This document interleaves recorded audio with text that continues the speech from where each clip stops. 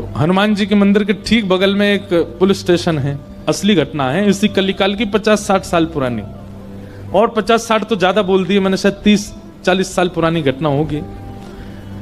तो हनुमान जी के मंदिर में एक सिपाही, एक पुलिस वाले, छोटे, ज्यादा उच्च श्रेणी के नहीं थे, हवलदार थे। तो वो रोज पहले हनुमान जी को प्रणाम करते, फिर अपने पुलिस स्टेशन जाते थे। तो हनुमान जी में उनकी इतनी निष्ठा थी, कई बार वो हनुमान चालीसा पाठ करके हनुमान जी को देखते और नेत्र बंद करते, 4-4 घंटे बैठे रह जाते मंदिर में ही। और फिर अचानक आंख खुलती तो भागते। तो पुलिस स्टेशन के जो मुख्य इंस्पेक्टर थे वो उनको डांटते, ए भाई तुम समय पे नहीं आते हो, कहाँ रह जाते हो, क्या करते हो? तो बोले मैं हनुमान जी के मंदिर में बैठा रह जाता हूँ बगल में। आज तो मैं सुबह ही जाता हूँ, पर मैं क्या, बोले भक्ति वक्ति करनी है तो वर्दी उतारो, उसी में लगे रहो। बहुत डांट पड़ने लगी। एक दिन तो लास्ट वार्निंग दे दी, बोले कल से अगर तुमने एक भी दिन ऐसा किया तो तुमको हम निकाल देंगे। लेकिन बेचारे रोज हनुमान जी के पास आते। हनुमान जी के प्रति उनका कुछ संबंध था, या तो भाई मानते थे या कुछ मित्र मानते, कुछ मानते थे। तो बाहर आए और बाहर से ही प्रणाम करने लगे हनुमान जी को। बोले अंदर नहीं आऊंगा, अंदर आता हूं तो आप पकड़ लेते हो, मेरी नौकरी छूट जाएगी। बाहर से प्रणाम करके जाने लगे तो मन बेचैन हो गया कि नहीं, क्या नौकरी इतनी बड़ी है मेरे लिए कि मैं हनुमान जी को बाहर से देख रहा हूं? नहीं, भीतर जाके प्रणाम तो करूं। अब लेट होऊंगा तो हो जाऊंगा, क्या होगा, निकाल देंगे मुझे। पर हनुमान जी तो ये जीवन भर साथ रहने वाले, ये मुझे कभी नहीं त्यागेंगे। भीतर गए और जैसे हनुमान जी को प्रणाम किया, उनका तो नियम था, देखते ही समाधि लग जाती थी, बैठ गए समाधि में। और दिन तो 3-4 घंटे की लगती थी, आज 8 घंटे की समाधि लगी। शाम हो गई और शाम होते ही जब होश आया, बोले जय हो बजरंगबली, तुम भी बढ़िया हो। मतलब जब पता था कि आज अगर मैं लेट हुआ तो मैं नौकरी से निकल जाऊंगा, तो आज 8 घंटा लंबी कर दी समाधि। अब शायद आप ही चाहते हैं कि मैं छोड़ छाड़ दूं नौकरी, ठीक है मैं जाता हूं अभी। अब वो मुझे डांट करके निकालें उससे पहले मैं ही निवेदन कर दूंगा, भाई मुझसे नहीं हो पाएगा।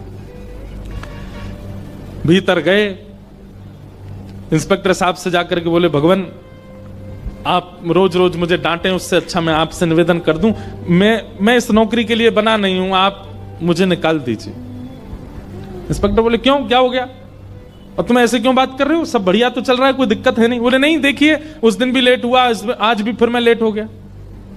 कब लेट हुए? आज सवेरे हम लोग गए तो थे, वो चोर पकड़ के भीतर बंद किया, तुमने उसमें इतने मुक्का मारे घुमा घुमा के बेचारे की नाक से खून निकाल दिया तुमने। हम तुमको रोक रहे थे, लेकिन आज तुम्हें ऐसा बल उठा उठा के फेंक रहे थे उसको।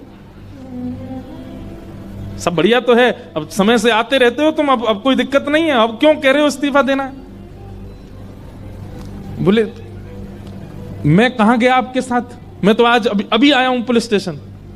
तो बाकी सबको अरे देखो ये क्या, ये पागल हो गया, भांग वांग खा के आया है। अरे भाई हम सब आज सवेरे हमको फोन आया, हम लोग कहीं गए थे पकड़ने, एक चोर को पकड़ के लाए, तुमने उसमें बड़ी पिटाई लगाई, हम सब साक्षी हैं। उसके हाथ पैर कांपने लगे। बोले भगवान मैं सौगंध खा के कहता हूं अपने परिवार की कि मैं सुबह आया था तब से मंदिर में ही बैठा हूं, मैं आया ही नहीं हूं अभी, यहां नौकरी मैंने ज्वाइनिंग ही अभी शाम को करी है। तुरंत दौड़ करके गए। बोले नाथ आज मेरी जगह आप गए थे, तभी इतने मुक्का पड़े हैं चोर में। हनुमान जी महाराज गए उसकी जगह। इसका मतलब ये नहीं है कि कल एग्जाम है और आप कहो हे पंडरीनाथ आप ही मेरा रूप धारण करके चले जाओ, पास करवाया हो मुझे। ये तो भक्ति भाव पर निर्भर करता है, जिसका प्रेम अतीत होता है। और एक बात बिल्कुल शुद्ध तरीके से समझ लीजिए, संसार के लोगों को आकर्षण करने के लिए रूप है, संसार के लोग आकर्षित स्वरूप से होते हैं, संसार के लोग आकर्षित आपके वस्त्रों से होते हैं। ठाकुर जी का आकर्षण का केंद्र मानवों का केवल और केवल सरल स्वभाव। जितना सरल स्वभाव वाला व्यक्ति उतने ज्यादा आकर्षित ठाकुर जी होते हैं उससे।